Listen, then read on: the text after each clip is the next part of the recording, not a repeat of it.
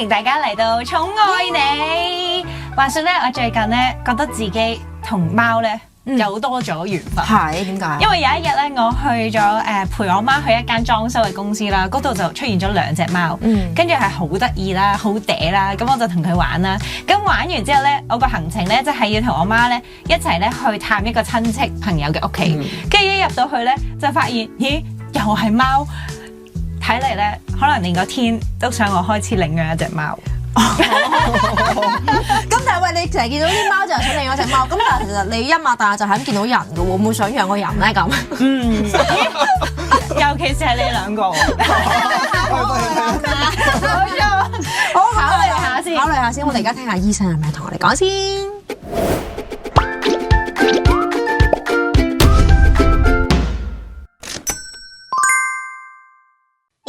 其實我哋寵物嘅心臟究竟同人類嘅心臟有咩唔同呢？我哋今日一齊嚟知多啲先。好，嚟到我哋守護小毛孩嘅環節啦，今日咧非常之開心啦，請到咧就係 Ventiva 嘅心臟科專科醫生 Dr. Ursula。Welcome Dr. Ursula to our program. Thank you for the invitation. Yeah, we are thrilled to have you here today, and we have lots of questions wanted to explore with you. 好，首先啦，就問下先，因為咧我知道咧，即係大家都會關心自己嘅寵物咧個健康啊嘛。咁啊，發現咧，如果咧佢哋個心臟有問題嘅話咧，都幾大件事噶。咁唔知大家有冇聽過有心雜音呢樣嘢啦？咁唔係想問下即係醫生啦，究竟心雜音係啲咩嚟啦？咁同埋佢會幾咁嚴重咧？Yeah, Dr. Ursula, some pets are diagnosed with a heart murmur. So actually, what is murmur and how serious is it? Well, heart murmur is basically an interruption in the normal laminar flow of the blood through the heart. If the blood flow starts to be turbulent and fast, we can hear it as a heart murmur. And this may happen with many different heart diseases. That could be acquired or congenital heart disease. What we see more frequently in Hong Kong is the mitral valve disease in dogs. Very frequently, the louder the heart murmur is, the more serious is the heart disease, but it's not always like that. So if your pet is diagnosed with heart murmur, it's always advisable to see the cardiologist and assess which kind of disease we deal with and how severe the disease is, because the appropriate treatment started on time may prolong the survival, quality of life, and it definitely will make the better diagnosis for a pet. What happens sometimes that a heart murmur is not related to the heart disease. Sometimes we see mild murmur, we call it innocent heart murmur, and the heart could be fully normal. But this needs as well assessment performed by a cardiologist. 係啦，咁所以咧，Doctor 頭先就講咗啦，心雜音咧就係話，即係當大家血液咧由個心臟咧泵去身體嘅時候咧，中途咧會受到干擾咧而去形成嘅。咁大部分咧都可能同心臟嘅疾病有關啦。咁但係其實咧佢可以係先天或者係後天嘅。咁但係普遍嚟講咧，大家都會依個心雜音個聲咧就可以知道嗰個疾病咧究竟有幾咁嚴重。咁當然啦，即係越大聲咧個心雜音咧，咁你就證明可能你入邊有嘅疾病就會越嚴重。咁所以建議咧一定咧要大家要帶翻你哋嘅寵物咧去揾翻醫生啦，去評估啦。咁而好多時咧，一啲比較心臟病初期咧，都可以用一啲比較支援性嘅治療嘅。咁我哋都可以去延長佢嘅生命啦，令到咧佢有一個好啲質素嘅。咁但係咧，有時會發現咧，有啲心雜音咧，其實咧佢係未必咧，即係關個心臟事，或者係冇原因嘅。咁有時我哋好難去點樣去判斷。咁所以最好咧，就真係要揾翻你哋嘅醫生啦，做一個定期檢查咧，就可以知道咧究竟心雜音個成因啦，同埋點樣去醫治啦。冇錯，譬如關於心臟上面嘅問題啦，我知道咧，我哋成日作為主人都會聽到一個名嘅，就係叫做心絲蟲，即係好多時候咧都要每個月定期咧去做一啲預防啦，譬如預防心絲蟲嘅一啲嘅食藥又好或者係打針又好咁樣嘅情況。咁譬如啦，心絲蟲呢個名咧有個心字啦，係咪真係同心臟咧係有呢個關聯嘅咧？Is heartworm considered a heart condition? It's not exactly like that, but unfortunately heartworms is a quite common problem in Hong Kong. And this could be very, very serious problem because the adult forms of these worms, they are very long, like a spaghetti, and they live in the arteries, in the lungs, in the pulmonary arteries. And if the infestation is very serious and very big, they can as well go into the heart. And of course, we can understand if there is a lot of spaghetti sitting in the arteries and in the heart, they can and they will provoke secondary problems like pulmonary hypertension, that means a high pressure in the lungs. They can provoke pneumonia. They can provoke problem with the heart that may lead as well to the heart failure. And of course, if they are sitting in the heart, they can occlude the blood flow through the heart, which will have an impact, very bad impact on all the organs in the whole body. So that could be a serious problem. And that's why it's very, very important to keep on the right prophylaxis for the heartworm disease and test sometimes at least if the animal is positive or negative for a heartworm disease. In case it's positive, needs to see cardiologist as soon as possible, because if not treated, this is really very, very serious problem which may provoke a death of an animal. 原來係咁樣，心絲蟲呢個問題咧，原來唔係我諗得咁簡單嘅，即係佢咧啱啱 Dr. Russo 都有講咧，係都幾嚴重下嘅。譬如咧，佢啱啱形容到心絲蟲咧，好似一條意粉 spaghetti 咁樣啦，即係好長啦，同埋咧個數量係即係 more than one 嘅，即係好多咁樣。咁初頭咧，佢哋可能會喺嗰個肺動脈嗰度出現啦，然之後如果佢太多嘅話咧，就會落到去個心臟。咁而喺心臟嗰度亦都會引發咧唔同嘅一啲比較致命性嘅疾病啦，譬如心臟嘅問題，或者係一啲肺壓高嘅問題啦。咁所以咧，大家一定要好好注意心絲蟲呢一個嘅疾病，因為咧佢係好需要大家去及早預防，譬如做一啲定期嘅一啲打針啊，或者係食一啲預防藥咧，都可以咧減低呢一個患上心絲蟲嘅風險嘅。有啲乜嘢？如果你真係覺得自己嘅寵物咧有心絲蟲上面嘅problem 嘅話咧，就記得咧一定要即刻去揾獸醫去查詢清楚啦。係啦，咁當然啦，即係如果我哋有啲咩事嘅預防好啦，咁但係如果唔好彩啦，即係可能自己嘅動物咁樣，佢係有一個心臟嘅問題啦，或者要做手術喎，成日覺得話做手術好似好大件事咁嘛。咁究竟狗仔真係要做呢啲心臟手術，究竟有冇咧？咁同埋會唔會有即係有危險啊咁咧 ？So if my dog has a heart condition, are there any surgical treatments available? It depends. We can indeed perform some surgeries for the heart. For some conditions, we cannot perform any open heart surgeries in Hong Kong. However, what we can do is something what we call minimal invasive heart procedures. That means we are going into the heart with catheters that we introduce to the vessels. And by these catheters, we can develop plugs that can close some abnormal vessels or shunts, or balloons that may dilate valves if they are too narrow. So there is several procedures that we can perform, and this is most likely for congenital heart diseases. However, there are as well different problems. What we can do, minimally invasive, is to implant pacemaker, and this is life-saving procedures for some animals having problems with very slow heart rate. The pacemaker is pacing heart and increasing the heartbeat, the heart rate, which saves the lives. We have spoken about heart worms. If we have a lot of this spaghetti in the heart, then we need to take them out. This we can do as well through the catheters going into the heart. Remove them. Remove, yeah. 咁啊，所以頭先 Dr. Russo 講得非常之詳細啦，就話其實即係心臟係有個風險嘅，但係而家好好嘅，即係好似我哋人咁樣都有啲微創嘅手術咧，係可以咧即係將佢哋去治療嘅。例如啦，如果嗰個嘅動物啦，佢係譬如啲血液異常啦，或者佢個心跳偏慢啊咁樣，其實都可以用一啲嘅手術去幫助佢嘅，或者咧去用一啲心臟起搏器啊，咁呢樣咧都可以去幫助，或者有心絲蟲啊咁樣啲微創嘅手術都可以幫到狗仔去減低嗰個風險嘅。冇錯。錯，今日都聽到好多關於心臟上面專科嘅一啲知識啦。我覺得係真係好好彩可以請到 Dr. Ursula 嚟到我哋呢一個節目，因為好多時關於心臟啊或者一啲比較 specific 嘅問題咧，真係要建議問翻專科醫生咧，先至會可以有一個比較清晰嘅解答去幫助大家。如果大家都覺得呢一集係幫到大家嘅話，都記得去我哋嘅新城嘅地方啊，或者我哋個人嘅一啲社交媒體咧留言俾我哋。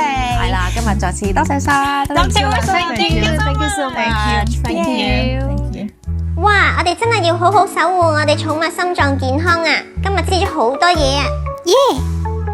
新城電台 Crossover Fantifa 寵愛你有獎遊戲，只需要 like 同埋分享 Fantifa 嘅 Facebook 專頁，並將截圖發送至64990999，即有機會贏取由 Fantifa 動物醫院送出 Fantifa 免費寵物健康檢查1份，立即參加，贏取免費獎賞。合資格得獎聽眾將由專人通知。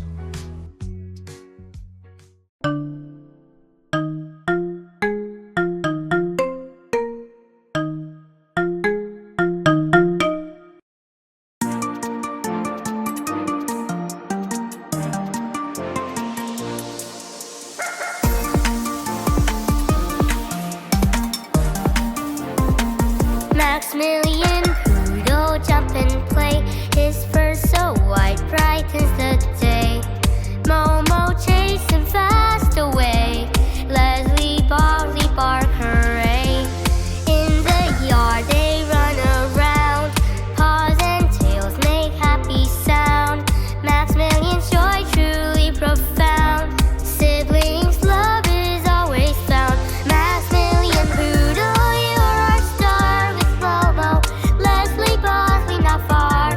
Life's a dance, you run so free. Our furry friends fill us with glee.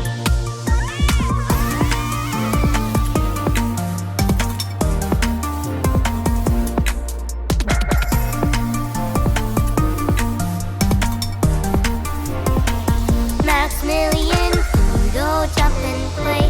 His fur so white, brightens the day.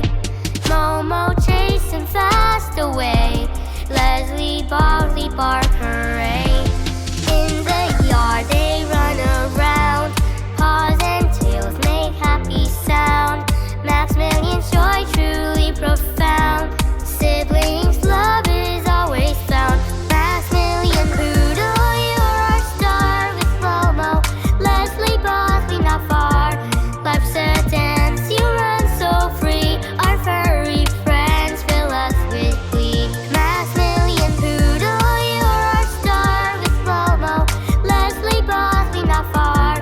Life's a dance, you run so free. Our furry friends fill us with glee.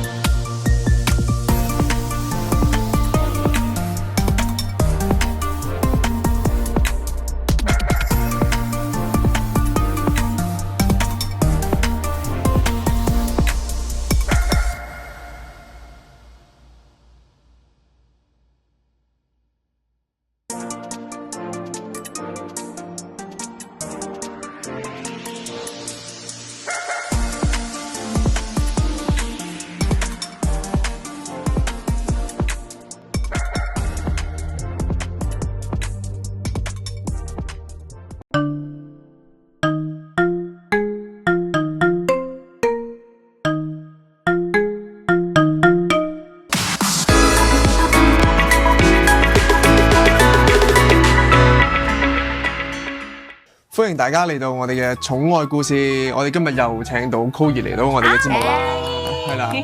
咁上集咧，我哋都聽到 Chloe 咧係啱啱做一個新手嘅媽媽啦，係啦，就想問下，點解咁芸芸之中咁多寵物入邊係揀狗仔咧？可唔可以同大家分享下咧？點解揀狗仔啊？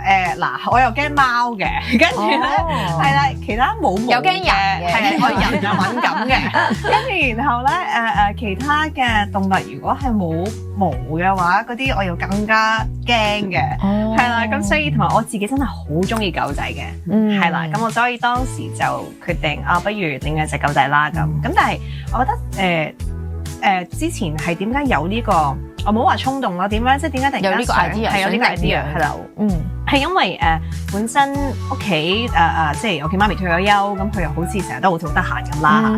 咁跟住我就覺得，我又唔想佢成日韞喺屋企喎，又或者好似少緊啲運動咁。因為你有隻狗仔嘅話咧，你可以你每日至少放佢出去散步，係啦，咁佢又會逼到佢自己都散步啊嘛。咁因為我媽咪又即係身體比較即係比較大份啦，咁我就覺得希望佢可以注重翻身體多少少，咁同埋有個伴，即係就算我我同爹哋唔喺屋企做嘢嘅時候，佢都可以即係有個 friend 陪咁啦咁。咁跟住我其實之前去唔同嘅領養中心咧，真係去咗諗3個月都有。因為就係不停去睇下了解究竟領養嘅程序係點啊，又或者係點樣同唔同嘅狗仔去見面，去 make sure 大家係咪真係適合啊咁。因為你遞咗個 form 出去。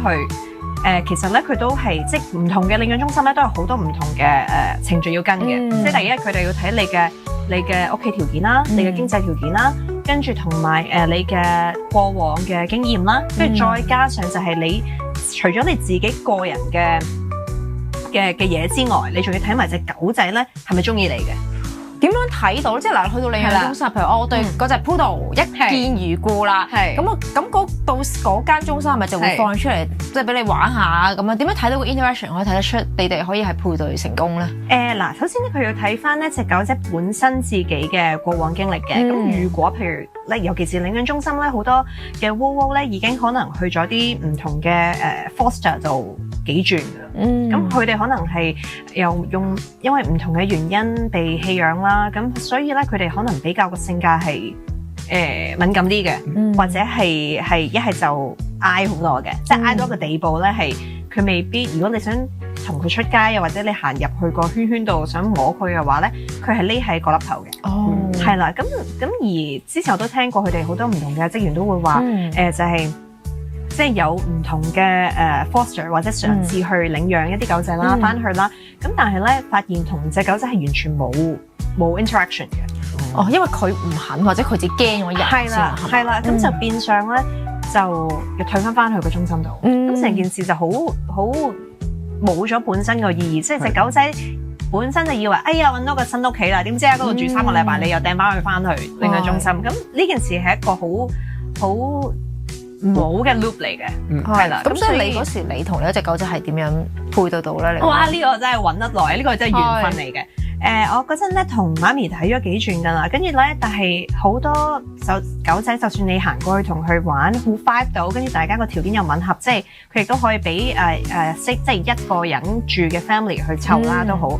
但係咧係有好多唔同嘅原因嘅，一係咧就係隻狗仔原來係有個妹妹嘅。咁如果需要領養你就領養晒2隻，你就唔可以領養一隻。有啲難喎呢個。係啊，咁呢個點搞咧？我一個女仔點樣湊到2隻大狗咧咁？咁所以最尾係經過好多轉，都係覺得即係都係領養唔成功嘅。咁然後咧最尾就係之前就係有個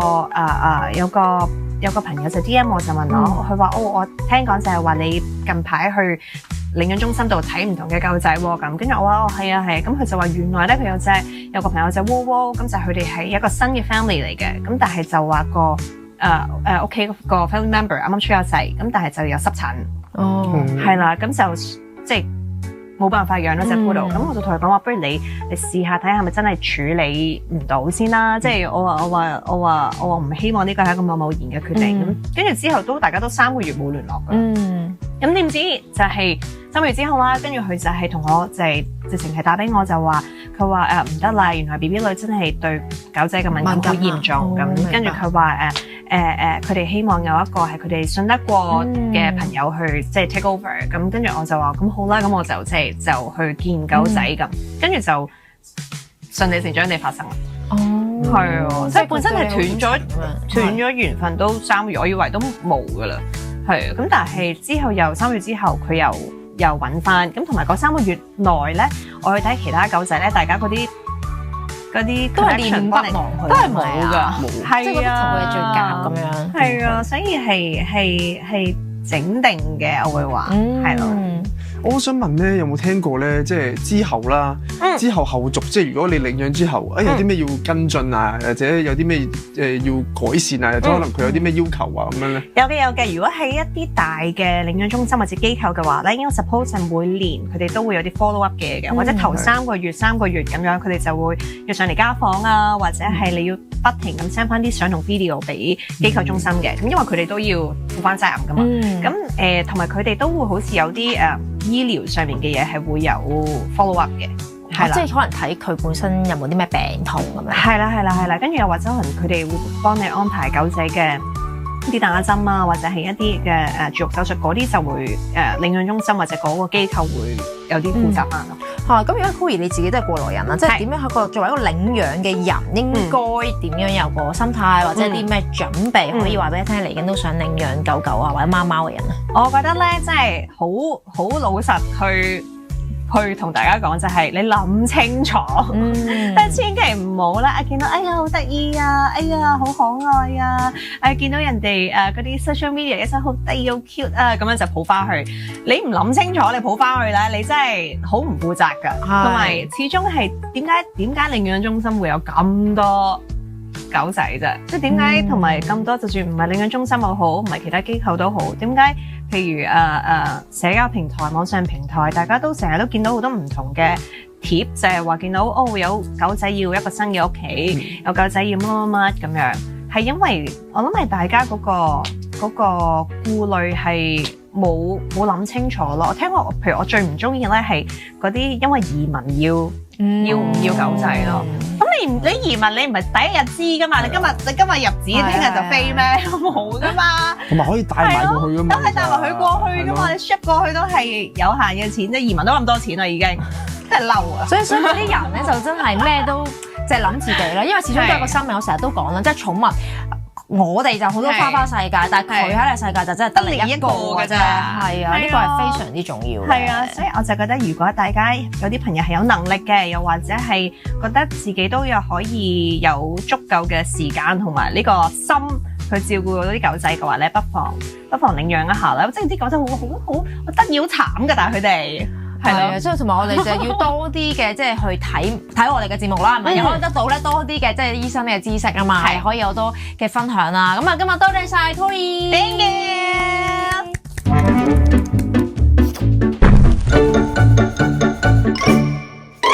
遺棄動物咧當然就唔啱啦，尤其是咧如果你訂咗動物之後咧，跟住你又唔要，又唔正確咁樣處理咧，就更加不可取嚇。最近咧網上就流傳啦，喺大陸安徽咧有一名送貨員咧就去送包裹嘅時候咧，去到門口揾到咧包裹嘅收件人啦，跟住收件人咧就知道，我訂嘅嘢嚟咗，不過一睇，咦入邊咧點解係有咁多隻拉布拉多嘅細狗仔呢？望完之後唔中意，佢直接咧就同呢一個派遞員講咧，唔好意思啊，我唔要呢啲狗啦。嗱，其實佢講一句唔好意思咧就好簡單。咁究竟呢一個派遞員可以點樣處理呢幾隻拉布拉多狗仔呢？嗱，其實咧睇翻咧，原來咧佢就真係一個好心嘅速遞員嚟噶。佢知道咧，如果就咁咧將呢啲狗仔送翻公司嘅話咧，好可能呢啲狗仔就逃不過被人道毀滅嘅命運啦。所以佢咧就喺問準咗客人同埋問準咗公司嘅情況之下咧，成箱狗咧就拎咗翻屋企開始飼養啊吓。不過好得意，雖然咧佢從來咧就冇養狗嘅經驗，但係咧養咗4個月之後咧，佢發覺咧狗仔咧為佢帶嚟咗咧一個新嘅樂趣，而且咧而家每一日啊做完佢嘅工作之後咧，第一時間咧就要翻屋企咧就係同佢啲狗仔玩啊、沖涼啊，甚至乎咧佢就話可以同佢溝通，放鬆到自己嘅心情。咁啊調翻轉，雖然佢覺得咧呢一個本來訂咗呢啲狗仔嘅主人咧就唔啱啊，但係反而對佢嚟講咧就係一個意外嘅驚喜啊吓！咁啊記得大家咧，如果你去行街見到你中意嘅寵物，諗清楚你係唔係真係可以有呢一個時間同埋資源照顧佢呢，先至好真係博取埋啦。好啦，今日寵愛你嘅時間差唔多，下個禮拜同一時間再見，拜拜。